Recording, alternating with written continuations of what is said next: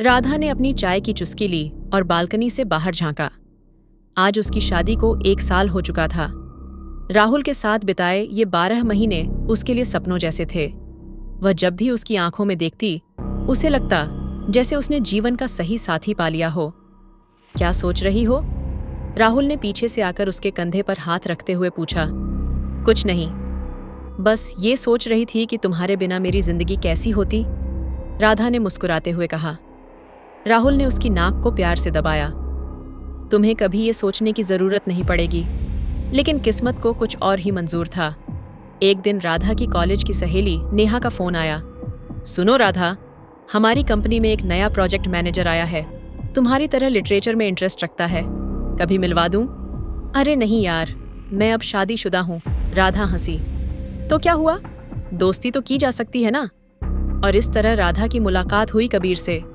कबीर, लंबा गहरी आंखों वाला, जिसकी बातें करने का अंदाज ही कुछ और था। पहली मुलाकात में ही उसने राधा की पसंद की किताबों के बारे में इतनी गहराई से बात की कि राधा हैरान रह गई।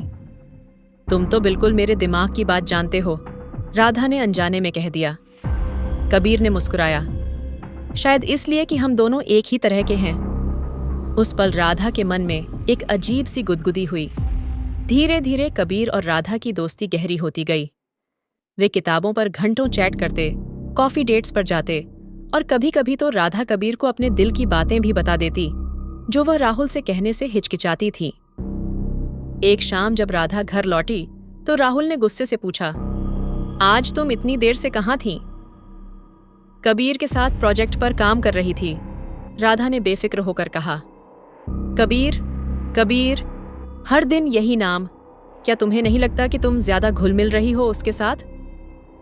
राहुल का स्वर कड़ा हो गया। राधा को गुस्सा आ गया। तुम्हें मुझ पर इतना भरोसा नहीं? मैं तुम्हारी पत्नी हूं, कोई गुलाम नहीं। ये पहली बार था जब दोनों के बीच इतना बड़ा झगड़ा हुआ।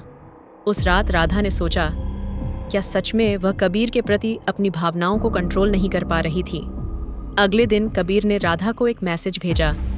मैं तुमसे मिलना चाहता हूं, अकेले, कुछ जरूरी बात करनी है। राधा का दिल धक से रह गया। वह जानती थी कि यह मुलाकात किस ओर जा सकती है। उधर राहुल ने भी कल रात के झगड़े के बाद से एक शब्द नहीं बोला था। कैफे में बैठे कबीर ने राधा की आंखों में देखते हुए कहा, राधा, मैं तुमसे प्यार करने लगा हूं। राधा के हाथ से कॉफी का कप लगभग गिर ही गया। अब उसे चुनाव करना था, या तो अपने पति के साथ वफादारी या कबीर के साथ एक नया प्यार।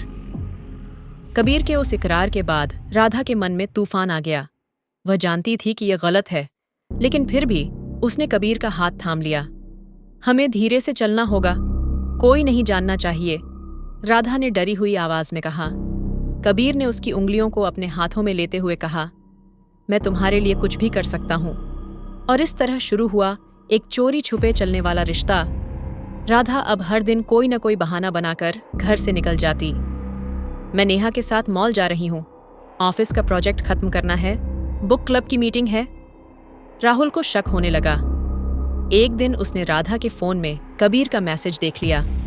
आज रात वो होटल ठीक रहेगा, मैं तुम्हारे बिना नहीं रह सकता। राहुल का दिल टूट गया। उसने फोन वापस रख दिया और बिना कुछ कहे कमरे से बाहर चला गया। अगले दिन राहुल ने राधा को अपने सामने बिठाया। तुम मुझसे कुछ कहना चाहती हो? राहुल की आवाज सुनकर राधा कांप गई। ना नहीं, ऐसा क्या? राहुल ने फोन उसके सामने फेंक दिया।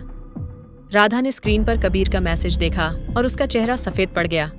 माफ करना राहुल, मैं। बस, राहुल चिल्लाया, तुम्हारी हरकतों ने न सिर्फ हमारी शादी बल्कि 2 परिवारों के रिश्ते तोड़ दिए। उसी शाम राहुल ने अपने सामान बांधे और घर छोड़ दिया। राधा के ससुराल वालों को जब पता चला तो हंगामा हो गया। हमारे घर में इस तरह की बेइज्जती? सास ने गुस्से में कहा, तुम्हें अब इस घर में रहने का कोई हक नहीं। राधा के मायके वालों ने भी उसका साथ छोड़ दिया। पापा ने साफ कहा, तूने अपनी मर्जी से शादी तोड़ी है, अब हमारी बेटी नहीं रही। अब राधा के पास सिर्फ कबीर बचा था, या वो भी नहीं।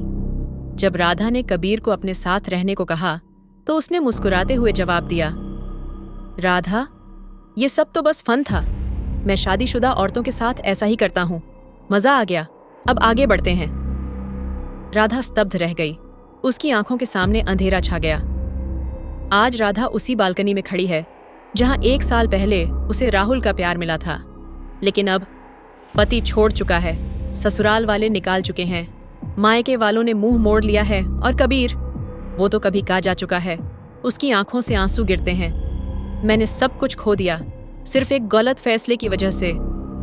प्यार में अंधा होकर लिया गया हर गलत कदम न सिर्फ आपको बल्कि आपसे जुड़े हर इंसान को तबाह कर देता है। वफादारी सिर्फ एक एहसास नहीं बल्कि एक जिम्मेदारी है।